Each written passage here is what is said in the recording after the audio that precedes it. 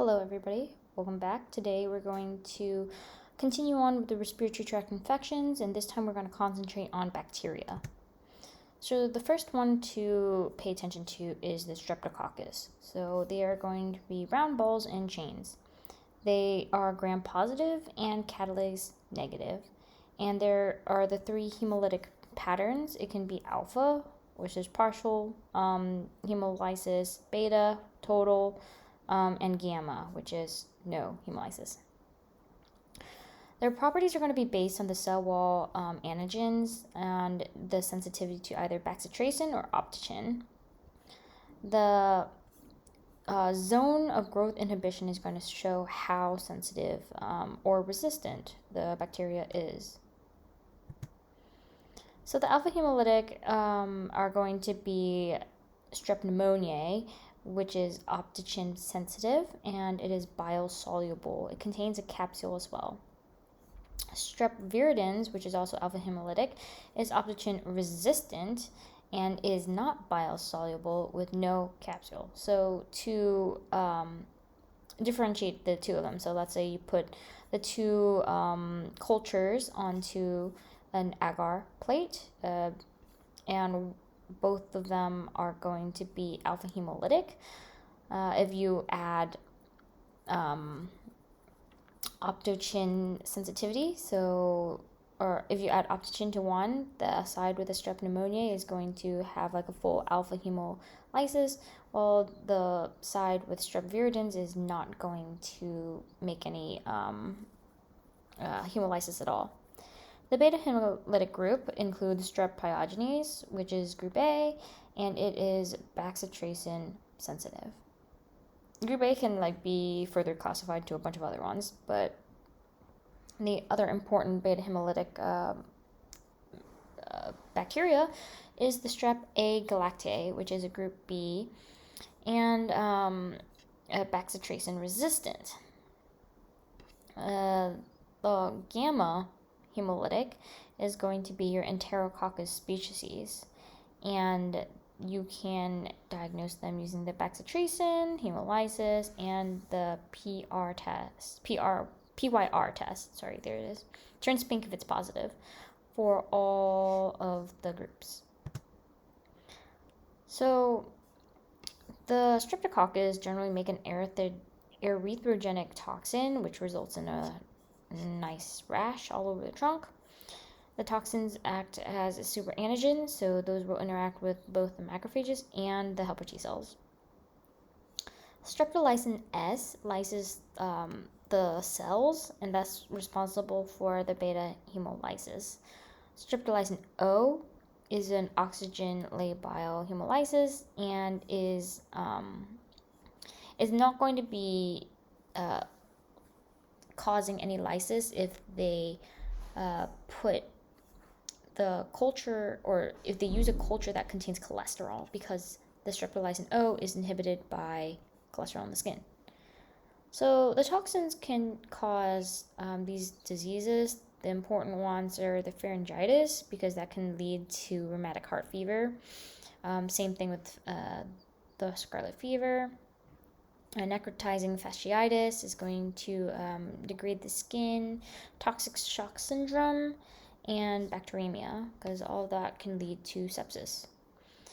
The non-superative diseases are going to be your rheumatic heart fever, thanks to these two, and the acute glomerulonephritis.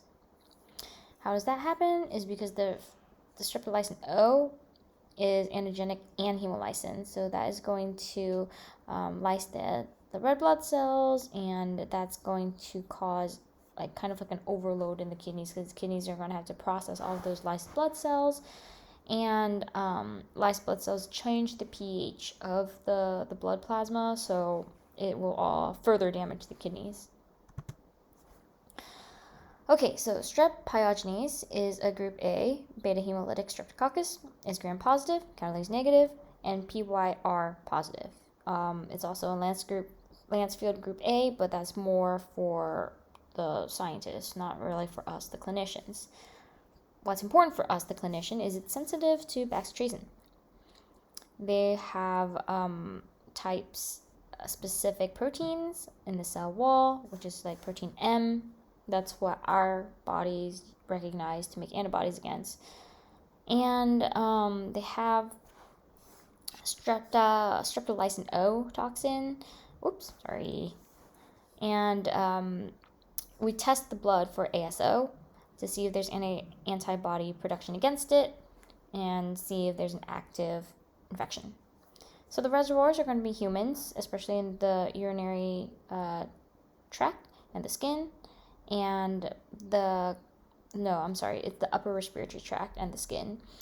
It usually affects children and causes pharyngitis, especially with exudative tonsils. And it really affects like winter, springtime, and transmission is via droplets, direct contacts, and fomites. So its virulence factors includes a capsule made out of hyaluronic acid and M protein. So M protein is more important than hyaluronic acid. M protein is an active anti-phagocytic, and it binds to the Fc region of our IgG and IgA. So that helps the adhesion to the host cell, and it includes more antigenic variation. So our cells are not going to be able to recognize that this is a bad thing as quickly. The F protein will bind to fibronectin, and once again, they have the hemolysins, either streptolysin S or streptolysin O. Streptolysin O is going to form the antibody antigen complex, so that's why it's called immunogenic. It also has the pyrogenic exotoxins, and those work as your superantigens. That means it will activate or bind to many different cells, and from then it's going to cause a massive inflammatory response because it's many cells being activated at the same time. Usually there's a rhyme and a reason of what cells to be activated first. That's how our immune system works, and it can be easily overwhelmed if too many things are activated at the same time. That's what leads to septicemia and shock, actually. So the C5a peptidase is going to inactivate C5a, which is going to cancel out our complement activation. Streptococcus lyses blood, dissemination, and hyaluronidase. Anything that says ACE degrades something. Okay, so how do we culture it? You culture it on a blood agar, and you use the bacitracin, see if it's sensitive or not, along with Lancefield agglutination tests, and see if it agglutinates if anti-A sera is given. We also use ELISA and Gram staining. So it causes the pharyngitis, otitis media, and that can actually go into pneumonia and the skin and soft tissue infections. When it's toxin-mediated, it can cause scarlet fever, toxic shock syndrome, and fasciitis. The immune-mediated or non-suppurative is going to follow the untreated pharyngitis or skin infection, and that would lead to the rheumatic fever along with the glomerulonephritis. And here's the glomerulus being all inflamed. Here is your rash. So the symptoms are pretty vague, actually. It's just any kind of sore throat, fever, headache, nausea. The inflammation of the pharynx and tonsils, tender and large cervical lymph nodes, but more specifically, there's a cough, and this lasts from about 3 to 5 days.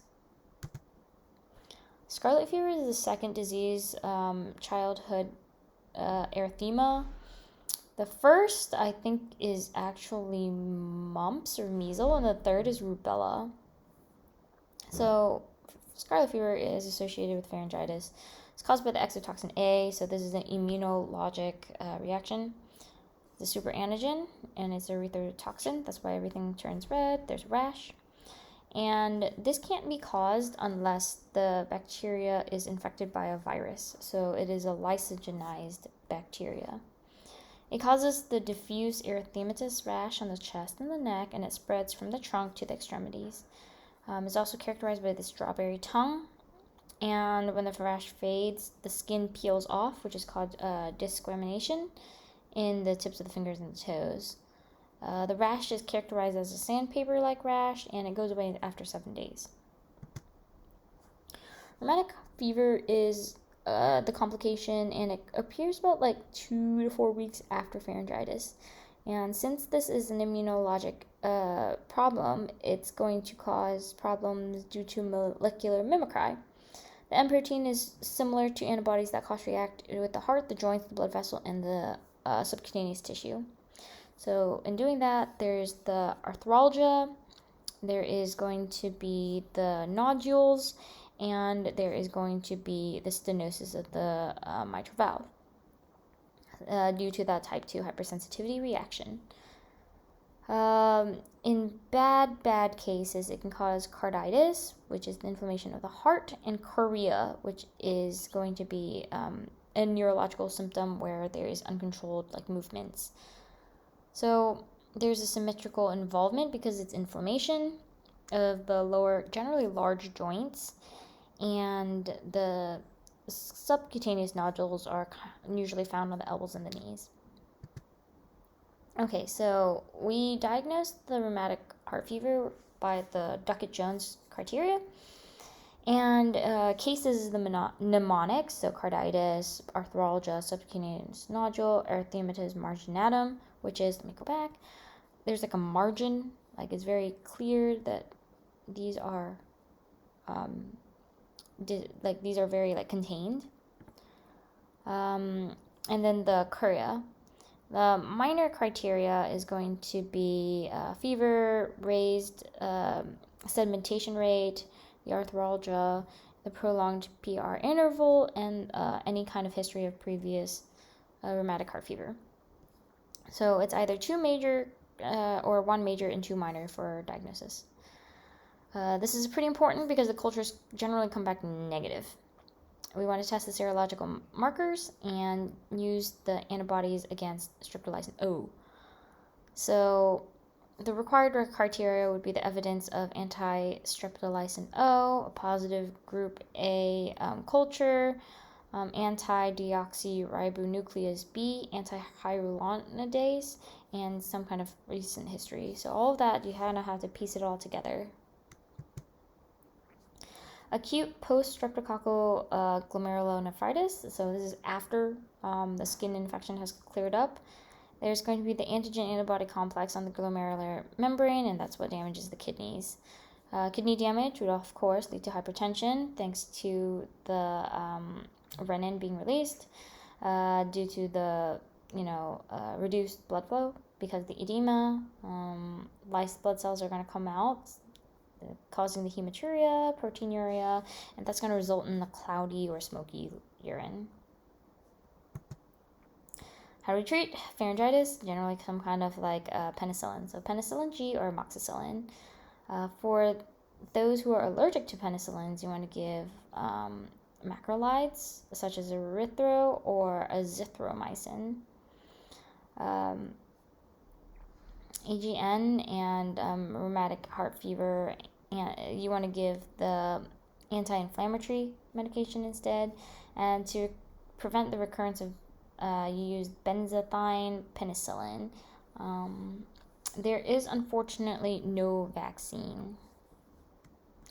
So patients with no carditis and rheumatic heart fever, you want to give the secondary prophylaxis, the benzathine penicillin, for 5 years after the last attack. And for patients with carditis, you give it up to 25 years.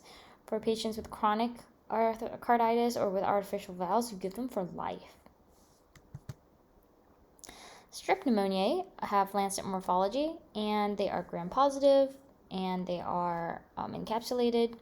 So you can see here, they're kind of like pears, so they're a bit of like lancet.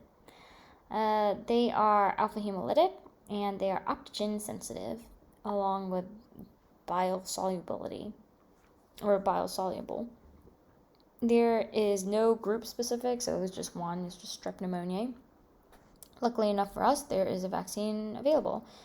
Because we are the reservoir, and it's transmitted via respiratory droplets or aspiration of normal flora. So when you're sick and you accidentally aspirate, that's the opportunistic moment for them to infect the lungs.